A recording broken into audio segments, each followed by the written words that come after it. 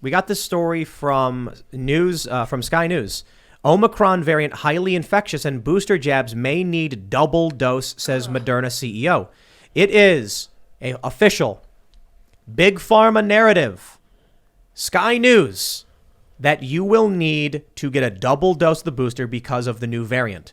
So there's no slowing this. There's a slowing the spread, I guess, but there's no stopping it if this is our plan of action.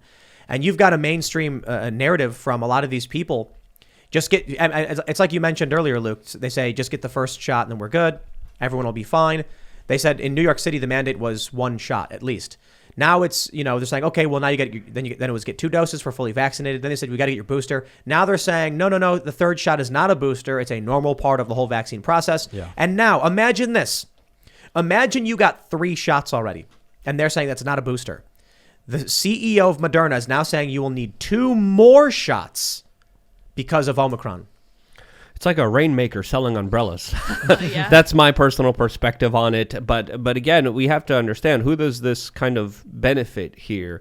Where's the accountability? Where's the oversight? Where's people saying, hey, let's actually take a look at this and let's maybe see if some people are maybe motivated more by profit than they are about general health. And if we are interested in general health, shouldn't we have conversations about obesity? Shouldn't we have conversations about diet? And if you want to have a totalitarian response to this, sure, but if you're going to be attacking anyone, it should be maybe KFC, McDonald's, Burger King, especially if you're caring about people's health. But again, it's ridiculous to even think about it that way.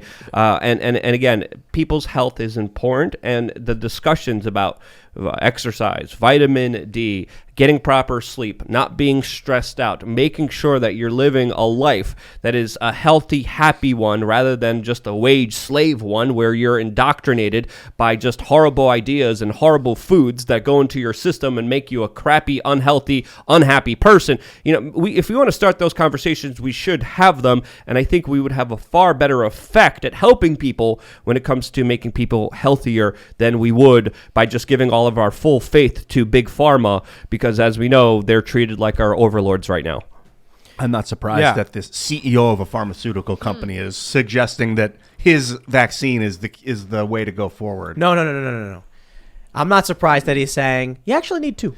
Yeah, okay. I'm a window maker, and have you considered putting 2 windows in the same place? The people, when there's a health crisis, you don't want to be looking to your pharmaceutical CEOs for the way forward necessarily. Why do we sound like such leftists? Yeah. These big corporations are just trying to turn a profit, exploiting the health crisis, and we should...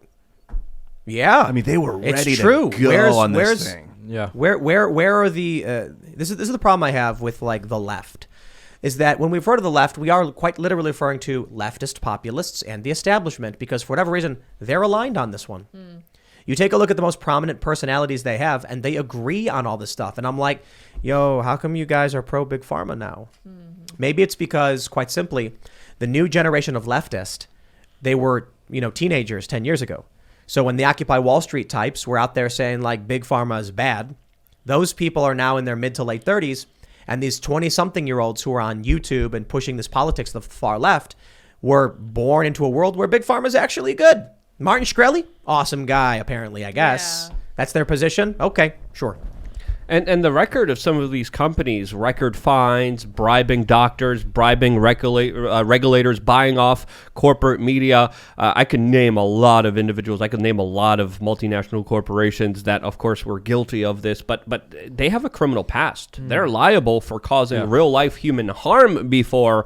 And for people to give them a pass, a blind trust because, there's a tragedy that's being exploited here is something that is worrying personally myself that I am concerned about from my own personal perspective. Also the way that they're funding research too. Like I was listening to this one cardiologist in the UK that Majid Nawaz was interviewing. By the way, I don't know if you've seen his content lately. Majid on Twitter, he's been great on this.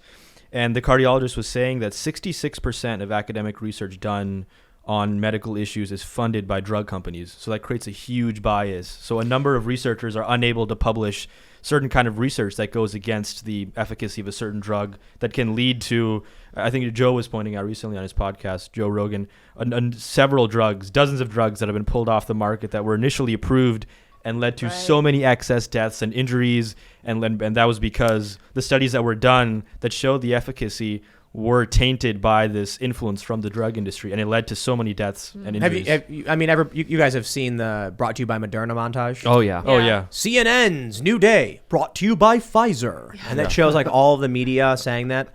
Yeah, man. When you have commercials, I think the United States is one of only like 2 countries that allow commercials for drugs. It's insane. And the best part about it, I love this, is that they don't tell you what the drugs do. Flornostrin. Call your doctor to see if it's right for you. Like, they won't tell you what it is, but they want you to buy it. Yeah, they'll show like an old woman and man dancing in the field in slow motion. This could be you if you just take our drug. Restless leg syndrome? We have a solution. And then side effects include... Yo, that's the Ate crazy food thing. that our other company sells you. Take our medicine that our other Are company you feeling sells you. stressed? Take this. It's a joke. Like, people do sketches where it's like side effects may include, explosive diarrhea. But like, I saw an ad recently for some medication where they actually said, I verbally exclaimed in my living room when we were watching some show.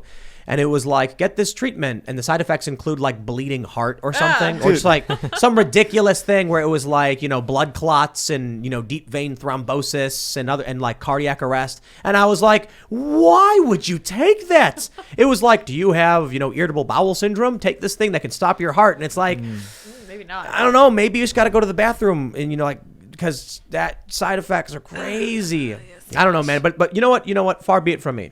Right? If somebody's got some kind of, disease and they're suffering and they say, I'll take the risk if it makes my life better, that's between them, their doctor. Ultimately, they make a choice about what's right for their life. Not commercials. Right. You're right. The United States and New Zealand are the only countries in the world that allow drug advertising on commercials right now. And it's pretty much all you see, especially if you watch the corporate media. You just see pharma ad after pharma ad after pharma ad. Now, again, we also have to be intellectually honest here. Not all of big pharma is evil. Some of the stuff that they do produce does really help people, has revolutionized medicine, and has changed people's lives for the better. We have to admit that on a certain level. But there is a very sinister, nasty, disgusting element of it that literally profits off of human suffering, rather cures the symptoms than the cause, and is knowingly making money hiding real cures because of someone sitting at an office saying, I prefer money over human life. We saw that with the opioid epidemic. We saw that with institutions in this country being bought out by big pharma that literally turned a huge portion of this country into heroin addicts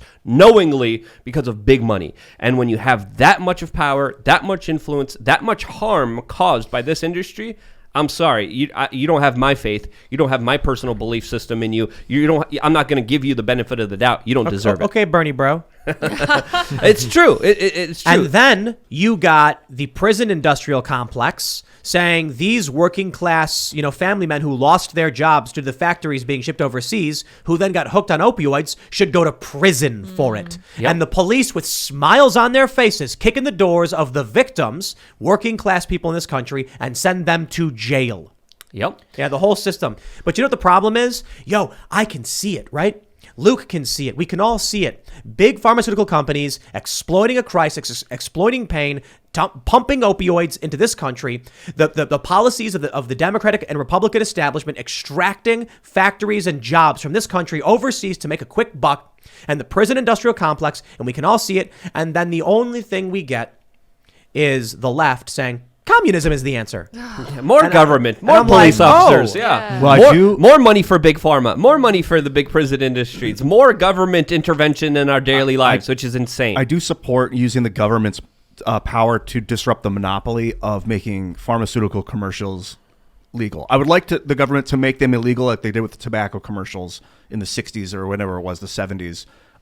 That is maybe a little socialist in me, but I think that there's a time and a place to use socialist. The heavy hammer of the government to prevent these private companies from taking over. That's not socialist. That's something we can do reasonably as a people, as a community, as a country, as a nation, and be like, here's what we agree and don't agree on how these companies should function.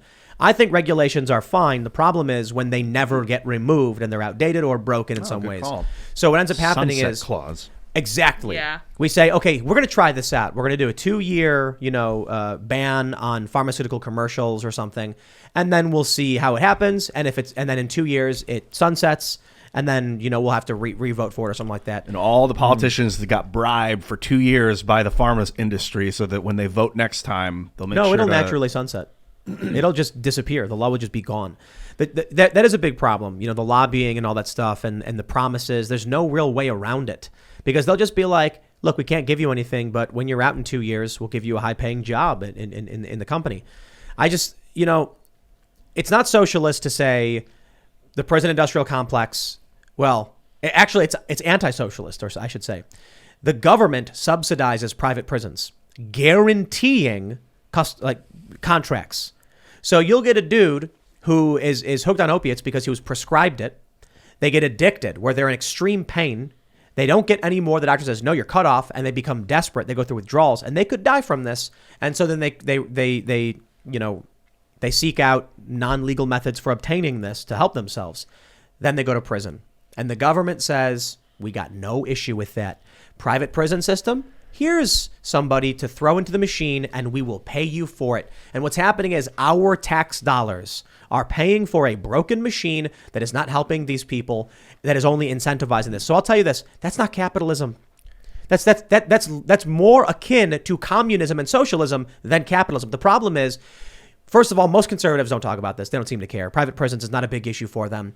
Trump wasn't, interested in prison reform. But when the left brings it up, they're like, this is a problem of capitalism. And I'm like, what about the government taking the money from the people by force to fund these corrupt prison systems is capitalism? And creating absurd laws that put innocent people that didn't harm anyone behind in jail. I mean, that absolutely makes no sense. I think a perfect meme that I saw that represents the larger ideas that you're trying to get across here, Tim, was a protester screaming that we need more government, and then there was a full-on riot cop with pepper spraying her in the face, Nice. and then the pepper spray was more government, and she was getting all of it. Because again, you look at this kind of reciprocal cycle, they create all these stupid laws that create victimless crimes that put people in jail when they shouldn't be there. They come out worse criminals. They come out destroyed. They come out without having their rights. They come out without a sense of decency. They come out in a situation where they can't even probably get a job in most places. It's not always the case, but again, they create a situation that incentivizes some of the worst behavior in this world, and then we're asking ourselves, why do we have one of the largest prison populations?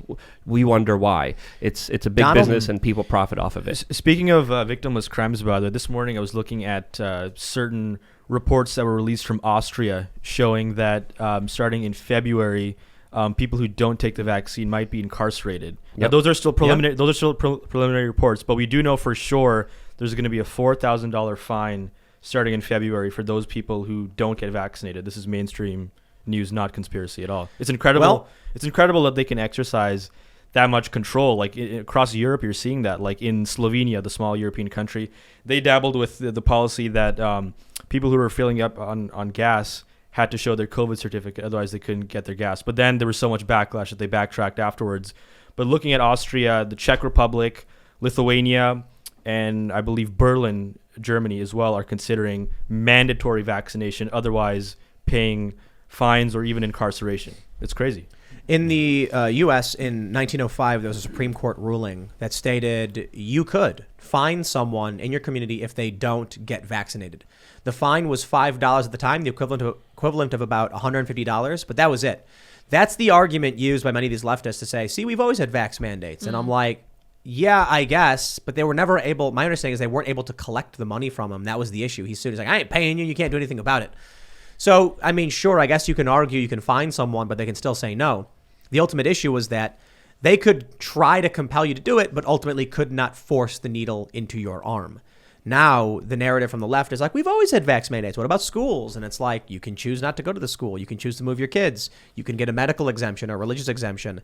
Now, they're outright saying, like Jim Cramer, just have the military mandate it. And in Australia, look, I think it's fair to say the Australian press and all these people are lying through their teeth.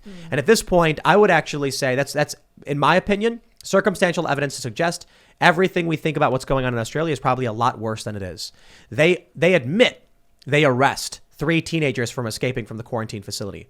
Okay, if that's the case, and Claire Lehman and whoever else wants to argue that they're international arrival bungalows where people like hot babes are sunbathing, but then they'll also tell us you'll be arrested if you escape, I can only assume that it's substantially worse. They're probably just flogging people in their rooms. I'm kidding, by the way. I really don't think they're doing that. But if we know they're lying about everything, why would I even just give them the benefit of the doubt in any capacity?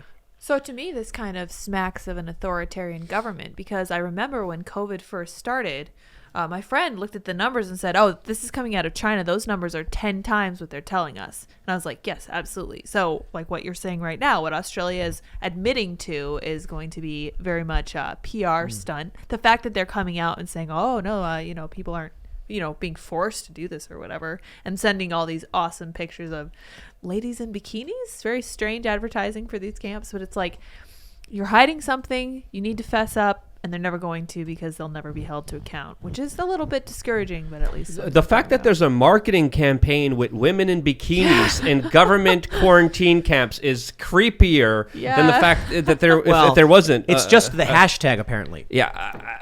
But the fact that people are collecting these and making articles and making stories about this, justifying this bigger power grab by government and not trying to hold the government accountable, not even talking about personal responsibility, is absolutely worrying. And we're seeing a lot of crazy stuff happening in Europe. Greece just made the vaccine mandatory for everyone over the age of 60. It's pretty much mandatory in Italy already. It's pretty much mandatory in France, but it's not really implemented because people are not going along with it. But in Italy right now, you can't board a plane. You can't board a bus. You can't board any kind of public transportation. You can't have any job, public or private, if you don't go through the government compliance and you get their approval and you get a paper saying, hey, I'm okay with being able to, bow down to government. Then you could actually do all of those things. Thanks for checking out this segment from the Timcast IRL podcast. If you want to watch live, you can check out this channel Monday through Friday at 8 p.m. And don't forget to smash that like button, subscribe to this channel, and if you want more unfiltered and uncensored content with all of these guests, go to timcast.com and become a member. All of these guests you know and love in exclusive segments on our website where we are unrestricted in what we talk about, so you'll definitely not want to miss it. Thanks for hanging out. We'll see you all next time.